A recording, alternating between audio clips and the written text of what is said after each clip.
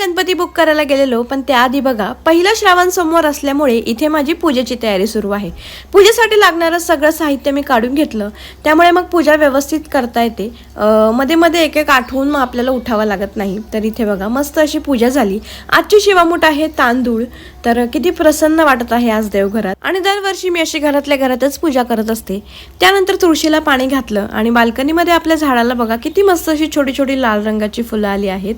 त्यानंतर मग आज जरा छोटीशीच रांगोळी काढली, कारण तसंही आज भरपूर असा वारा सुटलेला आणि पाऊसही तितकाच सुरू होता. मग संध्याकाळचा चहा घेतला आणि हे आल्यानंतर आम्ही निघालो आज बाहेर गणपती बुक करण्यासाठी. म्हटलं चला आज चांगला दिवस पण आहे, पहिला श्रावण सोमवार आहे आणि तसंही अवघ्या काही दिवसांवरच गणेशोत्सव आहे.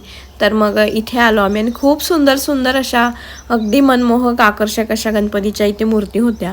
तर आम्ही सुद्धा आमची फायनली बुक केली आणि तिथून मग आम्ही निघालो. इथे बाहेर बराच वेळ हा बुबू बसलेला, तर त्याला आमचं ताटा करणं सुरू होतं. त्यानंतर आम्ही घरी आलो, जेवण केलं आणि असा होता आजचा आमचा दिवस. तर लवकरच भेटूया आपण अशाच एका नवीन ब्लॉगमध्ये. आणि आता आतुरता आहे ती बाप्पाच्या आगमनाची. चलो बाय.